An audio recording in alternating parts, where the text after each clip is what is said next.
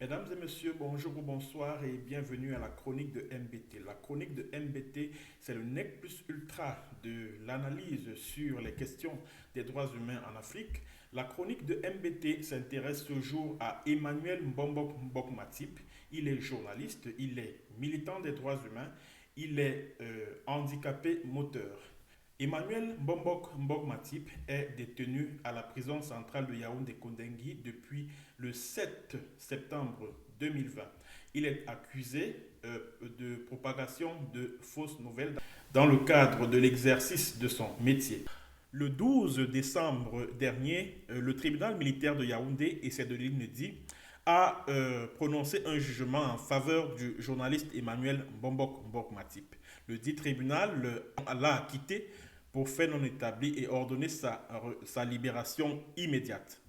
Alors qu'on s'attendait à ce que le lendemain, Mbok Matip puisse sortir de la prison centrale de Yaoundé où il est détenu, il était toujours en prison jusqu'à ce que, jeudi le 16 décembre dernier, deux gendarmes venus du secrétariat d'État à la Défense chargés de la gendarmerie nationale, plus connu au Cameroun sous le nom de CED, soient venus l'enlever pour une destination inconnue.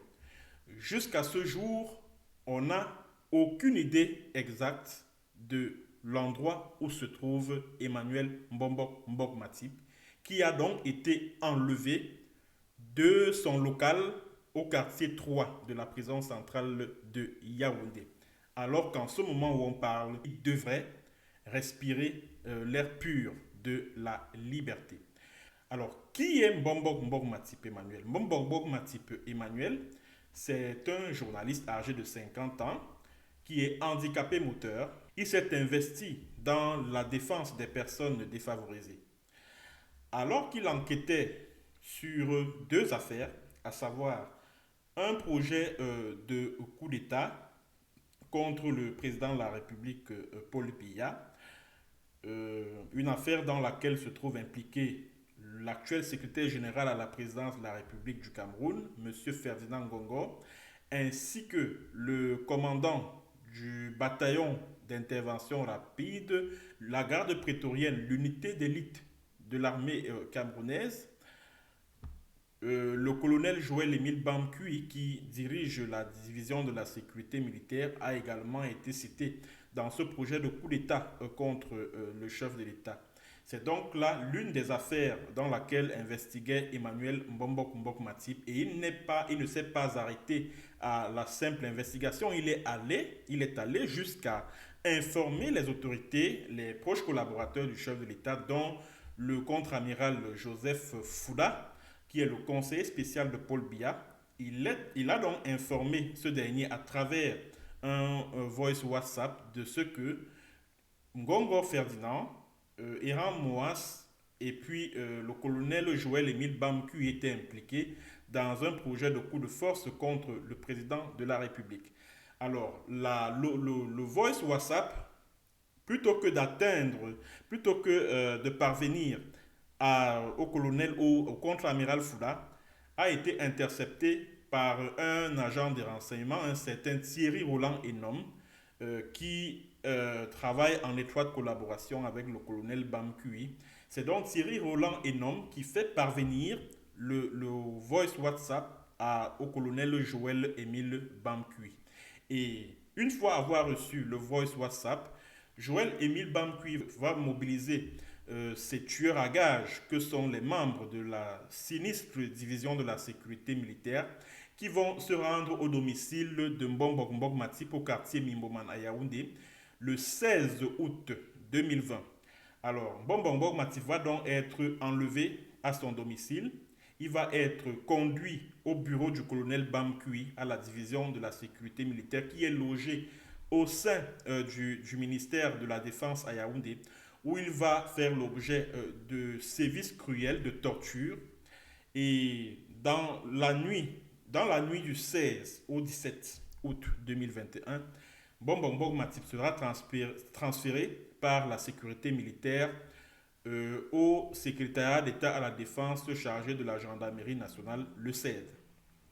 Alors, après le CED, il va y passer quelques semaines jusqu'à son placement en détention provisoire à la prison centrale de Yaoundé-Kondengui le 7 septembre 2020. La seconde affaire dans laquelle le journaliste Mbombo Matip investiguait, c'était sur un réseau de vol de véhicules au Togo. C'est-à-dire que ce sont des hauts cadres de la présidence de la République, dont le directeur adjoint du cabinet civil de la présidence de la République, M.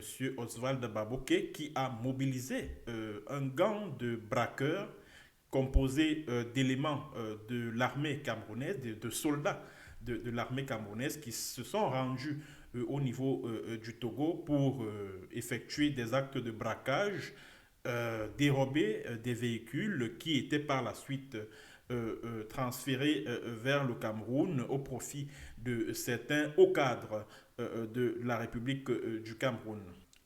Alors, Bongbong Matip va donc être détenu à la prison centrale de Yaoundé jusqu'à ce cri de détresse lancé par Bongbong Matip et que j'ai publié le 16 février 2021 sur ma page Facebook. Je vous invite, mesdames et messieurs, à écouter ce cri de détresse d'Emmanuel Bongbong Matip depuis son local.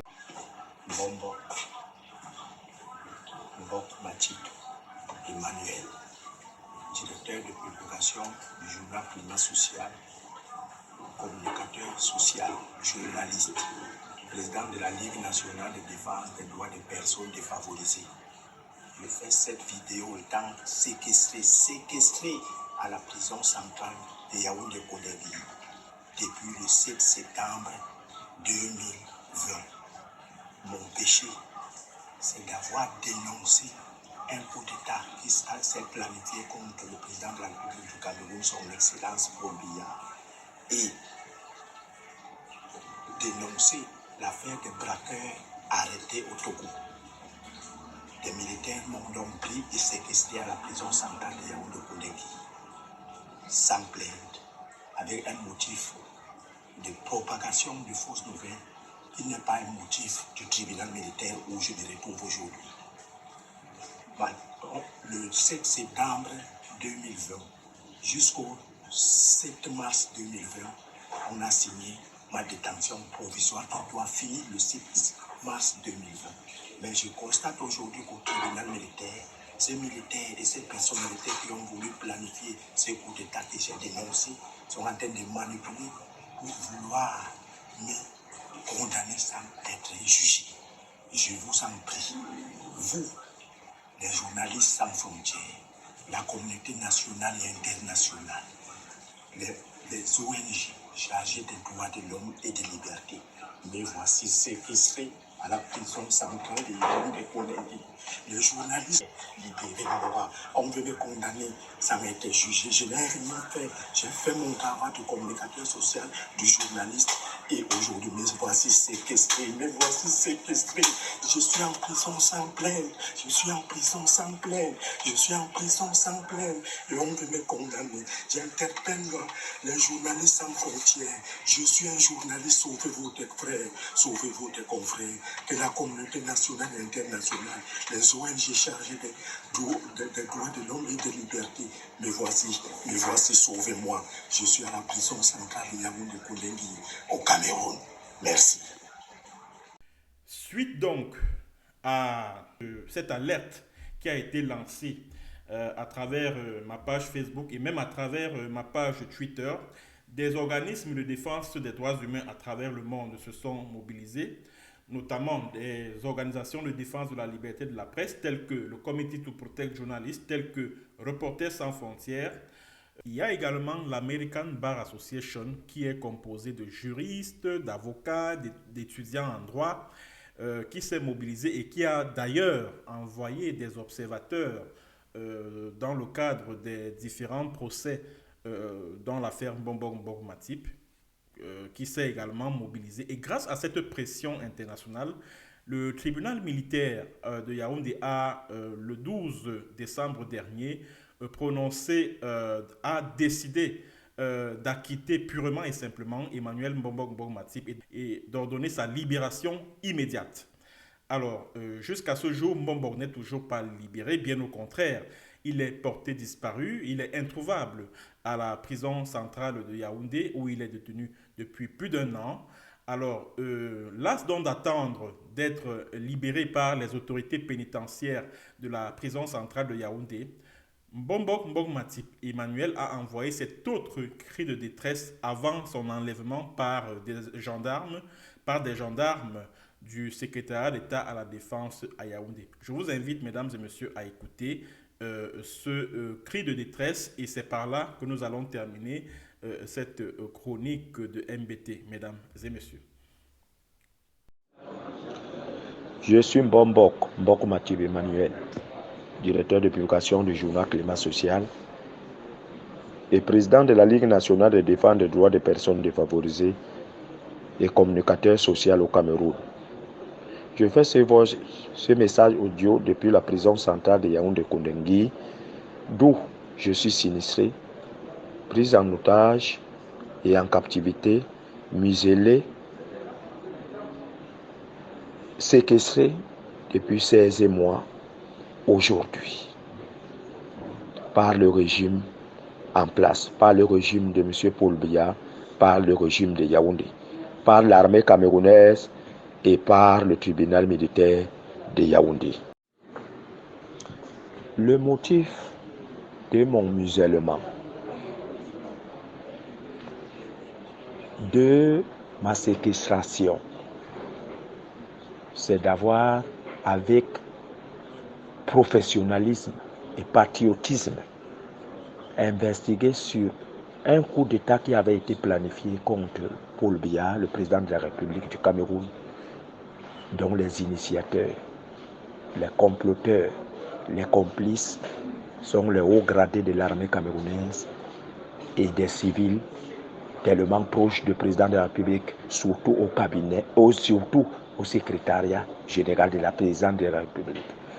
L'autre affaire que j'avais investiguée, c'est sur l'affaire des 5 individus de nationalité camerounaise arrêtés en avril-mai 2020 au Togo et en détention aujourd'hui à la prison principale de Lomé au Togo pour braquage de gros cylindries dont le commanditaire est au cabinet civil adjoint de la présidence de la République du Cameroun.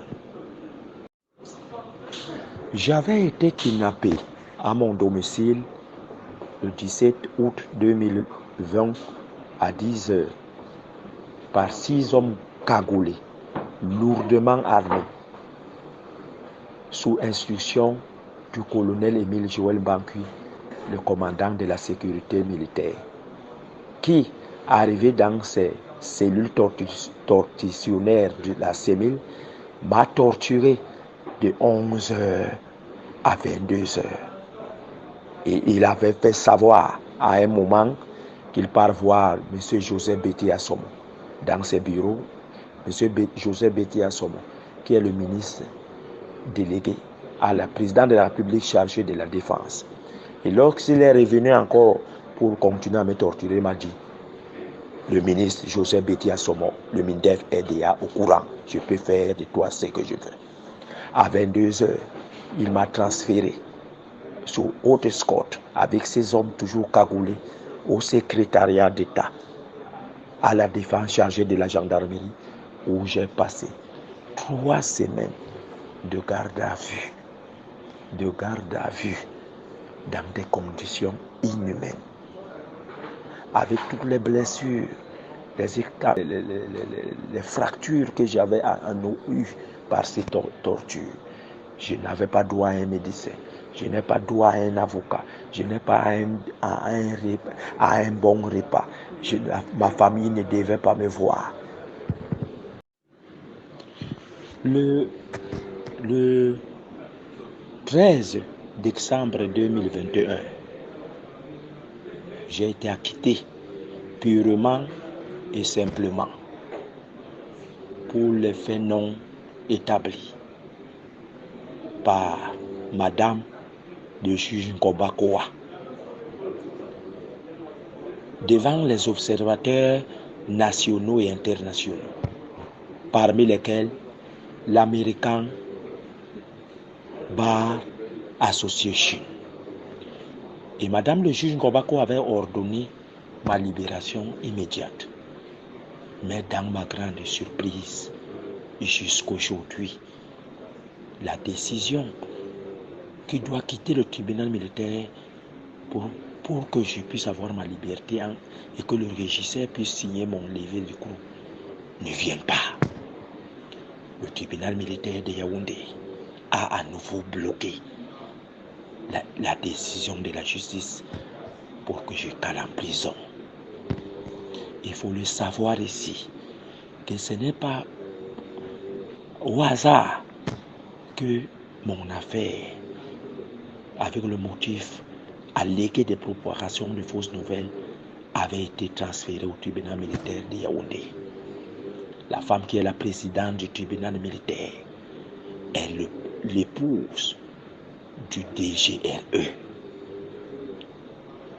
La direction générale des renseignements extérieurs, lui-même là, que mes investigations impliquent au centre de tout. Ce n'est pas pour rien donc qu'il faut le savoir que je ne partirai pas de la prison centrale de Yaoundé, parce que malgré le verdict final qui m'a libéré et qui a ordonné ma libération purement et simplement, parce que le gros poisson de la République, du régime de Yaoundé, les intérêts personnels du tribunal militaire de Yaoundé, les intérêts conjugaux sont mis en jeu. Comment on peut me libérer purement et simplement? Je continue encore à être séquestré à la prison centrale de Yaoundé, Kondengui. Depuis que j'avais été kidnappé par Émile Joël Bankui, qui est complice dans l'affaire du coup d'État qui avait été planifié contre Paul Biya, parce que lui et son associé Paul Désir Biya, pour taire l'affaire et que Paul Biya ne soit pas au courant, était parti prendre 10 millions de francs CFA comme avant assuré, parce qu'ils ont taxé 1 million d'euros à Iran Moas, par qui l'homme qui est au secrétariat général de la présidence devait passer pour faire le coup d'État à Paul Biya. Depuis ce jour qu'on m'a kidnappé jusqu'aujourd'hui, le droit n'a jamais été dit. Il faut le dire ici que Mbanku ne m'a jamais porté plainte comme on le dit au tribunal militaire. Il faut le dire ici que j'ai fait la prison pendant ces 16 mois sans que je sache qui est mon plaignant.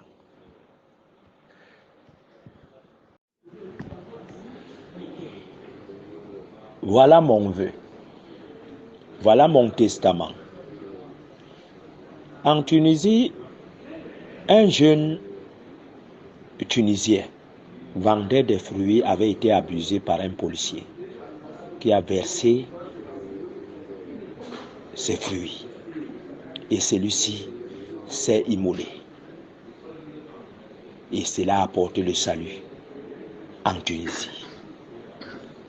C'est à cause de ce que ce jeune vendeur de fruits s'est immolé que le printemps arabe a commencé. Je vous dis donc aussi que jusqu'à